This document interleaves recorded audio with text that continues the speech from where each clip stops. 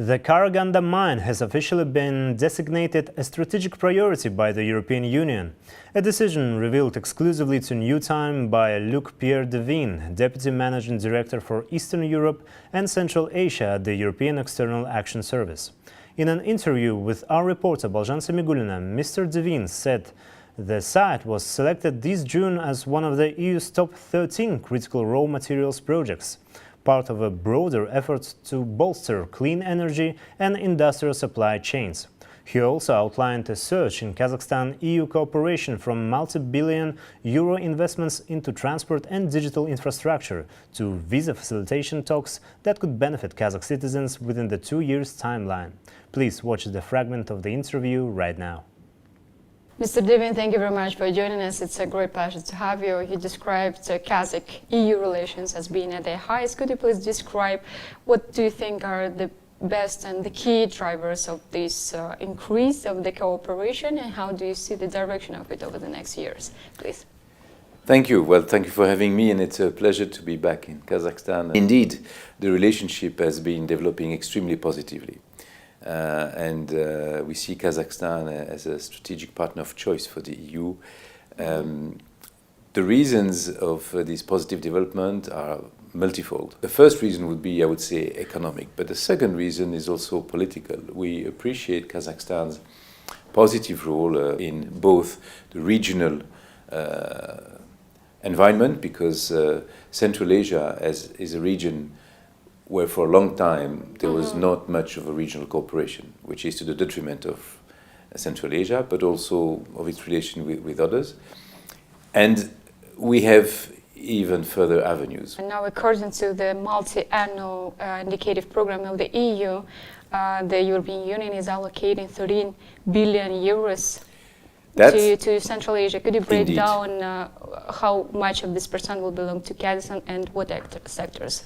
Okay, this is what we call a regional envelope, if you want. So the main areas of investment will be, one, the Trans-Caspian transport corridor, where there is a need to have modernized infrastructure, but also, very importantly, regulatory convergence. We also work on the digital, because usually when there is digital, there is less cash. There is no cash, there is less corruption, and that makes customs crossing smoother.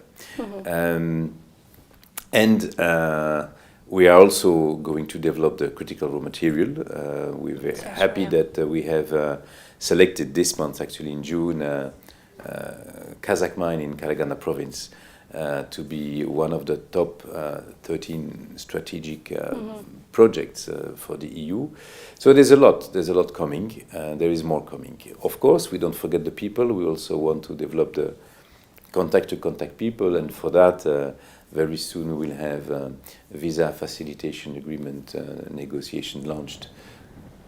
Yeah, in terms of trade cooperation, EU remains one of the main trade partners of Kazakhstan. The most important partner. Yeah, would you highlight perhaps the new project that is going to be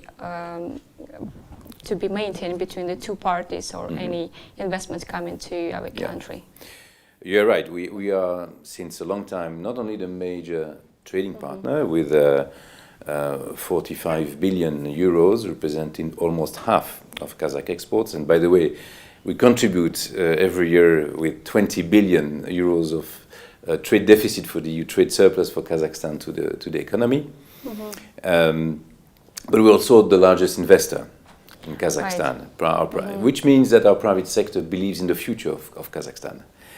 And it is important that we also diversify these exports. Today, this trade is very much dominated by oil exports and a few other minerals.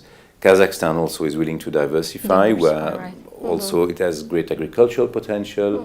We are happy that some products, I'm thinking of honey, recently have been authorized for exports to EU. So we want to help Kazakhstan that. Critical raw materials is a new area of development. It's basically the future of the industry and the industry of the future. It's very much linked to green transition and environment and climate-friendly industries. It's an essential component for electric cars, etc., for Yeah, and batteries. the European Union allocated 12.5 billion to critical raw materials. Exactly, I think. exactly, and this will be very important because Kazakhstan, I think, has 19 out of the 34 identified critical raw material by European Union. So there is potential to do more. You touched on also on the topic of visa facilitation for Kazakh citizens. It's been a few years since we've been discussing this topic. Is there any timeline when it can, go to the result, some result in 2026 or 2025, perhaps? I think it's reasonable. I mean, it's difficult to anticipate how the negotiation will be because I cannot prejudge what will be the Kazakh government answer to our requests. I'm very confident because so far we didn't have problems with Kazakh citizens abusing visa or overstaying, that kind of things. And Kazakhstan is not a country of migration or irregular migration to the EU, so there's no reason to believe that these negotiations would not be smooth and fairly quick. And so a year or two, as you mentioned, is probably reasonable, but it's difficult to anticipate. Thank you very much for joining us. Thank you very much.